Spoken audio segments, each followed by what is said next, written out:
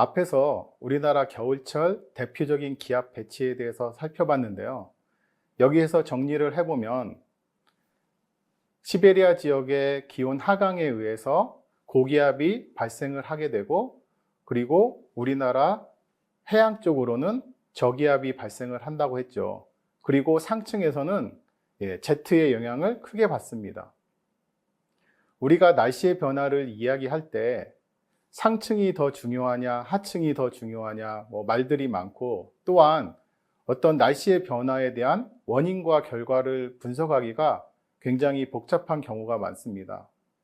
우리나라 겨울철에서도 시베리아 고기압이 굉장히 강력하게 발달하면 상층에 로스비파에 영향을 줄 수가 있고, 마찬가지로 로스비파는 지상의 저기압, 고기압 발달과 이동에 영향을 줄 수도 있어요. 또한 마찬가지로 우랄 산맥을 넘어오는 기류가 저기압성 회전을 하면서 또 날씨에 영향을 줄 수도 있죠. 굉장히 복잡한 일기 패턴이 나타날 수가 있는데, 여기에서는 시베리아 고기압 그리고 로스비파의 상호작용에 대해서 중점적으로 살펴보면서 우리나라 겨울철의 대표적인 개념 모델을 만들어 보기로 하겠습니다.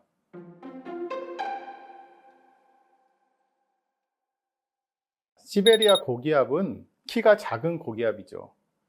즉, 지상의 기온 하강에 의해서 만들어진 시베리아 고기압의 상층에는 어떤 일이 발생을 할까요? 즉, 이 시베리아 고기압의 상층에서는 기압골을 만들어냅니다. 시베리아 고기압에 의해서 발생한 기압골로 볼 수가 있죠. 자, 그러면 상층에 기압골이 발생을 하면 우리가 이전 차시에서 보았던 기압골의 아지균풍이 발산하면서, 상층 발산하면서 그 하층에서는 저기압을 발생을 시킵니다. 그래서 그림과 같이 고기압 우측에 저기압이 발생을 하는 상황이 발생을 합니다. 자, 그러면 시베리아 고기압은 그대로 지상에서 발생하는 기단이기 때문에 머물러 있는데, 상층에서 발생한 로스비파의 기압골은 동쪽으로 이동을 하겠죠. 자, 그러면 다음 그림과 같이 기압골이 점점 발달을 하면서 동쪽으로 이동을 하게 되고, 그에 따라서 기압골의 전면부에 위치한 작은 저기압은 똑같이 로스비파를 따라서 이동을 하게 됩니다. 자, 그러면 기압골의 후면부에 있는 곳은 어떻게 되나요? 네, 능에서 골로 이어지는 로스비파에 의한 고기압이 형성이 되겠죠. 우리는 지상에서 보면은 이게 시베리아 고기압의 확장처럼 보입니다. 이 모식도를 보면 제가 이렇게 땅콩처럼 그려져 있는데요. 고기압의 중심부가 두 개로 나누어져서 흡사, 땅콩의 모양을 띠기 때문에 제가 이런 식으로 표현을 했습니다. 이 땅콩 모양의 시베리아 고기압이 결국에는 이 오른쪽에 있는 고기압, 즉 동쪽에 있는 고기압이 떨어져 가지고 계속 로스비파를 따라서 남동쪽으로 이동을 하게 되죠. 우리는 이 남동쪽으로 이동하는 고기압이 따뜻한 공기를 만나서 성질이 살짝 변질이 되는데, 이거를 우리는 이동성 고기압이라고 얘기를 합니다. 자, 이때부터는 이 고기압과 그 다음에 동쪽에 위치한 저기압이 어떻게 보면 로스비파를 따라서, 즉 골의 전면부와 후면부에서 발달하는 전형적인 중위도 패턴이 이루어지게 되는 거죠. 자, 그렇다면은 이전에 시베리아 고기압이 위치했던 지역에서는 어떠한 일이 발생을 할까요? 당연히 시베리아 고기압은 기온 하강에 의해서 그대로 머물러 있죠. 자, 그렇기 때문에 다시 이 시베리아 고기압은 그 상층부에서 작은 저기압을 형성하게 되고, 아까 전에 본 것과 같이 다시 이 기압골이 형성된 로스비파에 의해서 고기압의 남동쪽에 작은 저기압을 또 다시 만들어내게 됩니다. 자, 이런 식으로 겨울철 기압 패턴은 주기적으로 반복이 되는 상황이 되는 거죠. 자, 이렇게 약 일주일 간격의 시베리아 고기압과 상층의 로스비파가 만들어나는 이러한 날씨의 주기성 패턴을 이해한 후에 우리나라 날씨에 영향을 주는 개념 모델에 대해서 살펴보도록 하겠습니다.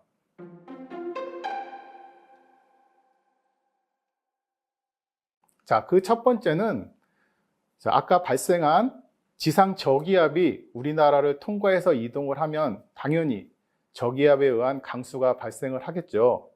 이런 것들을 기압골형 강수라고 합니다.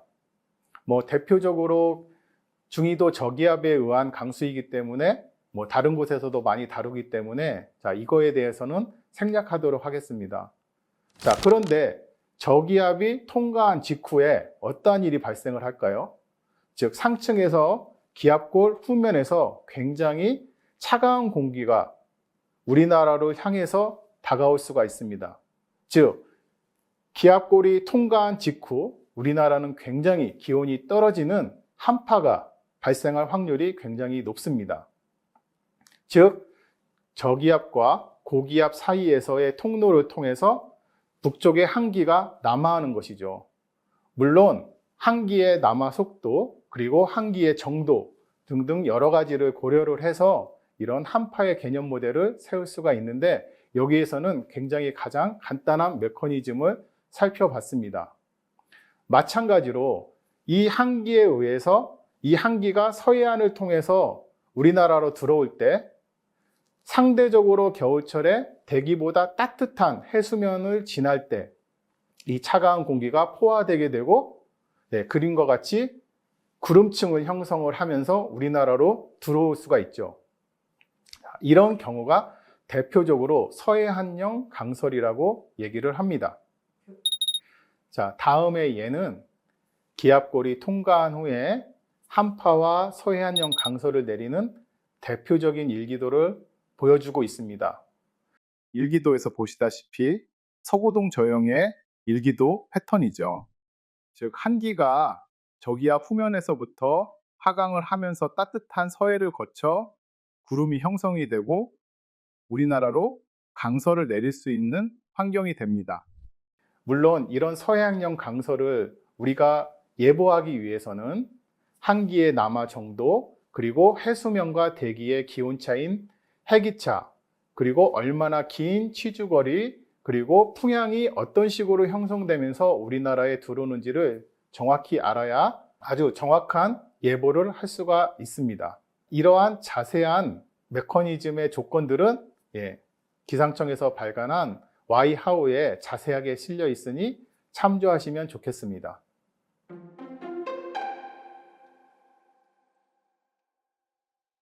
서해안형 강설과 마찬가지로 우리나라 강설 패턴 중에서 대표적인 게 다른 두 가지가 있는데요.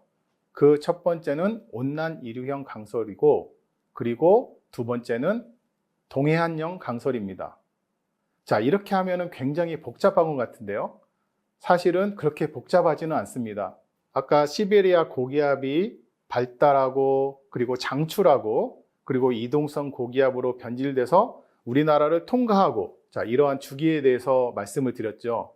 자, 이때 이동성 고기압이 이동하는 방향은 상층의 기압골, 즉 로스비파에 의해서 결정이 되는데 이렇게 상층골이 굉장히 깊게 발달해서 이동성 고기압이 상해 남쪽까지 내려와서 우리나라 또는 우리나라 남쪽을 지나가게 되면 이 고기압 후면에서부터 돌아서 들어오는 상대적으로 따뜻한 공기가 우리나라로 유입을 하게 됩니다. 즉 한마디로 온난 이류가 발생을 한다는 것이죠.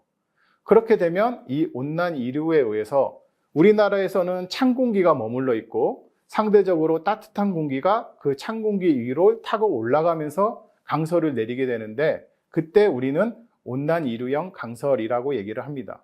비슷하게 상층골이 크게 발달하지 못하고 기압골이 우리나라 북쪽을 지나가게 되면 거기하고 일치되는 기압능에서 기압골로 변할 때 그 중간에 위치한 이동성 고기압은 우리나라 북쪽을 지나가게 됩니다.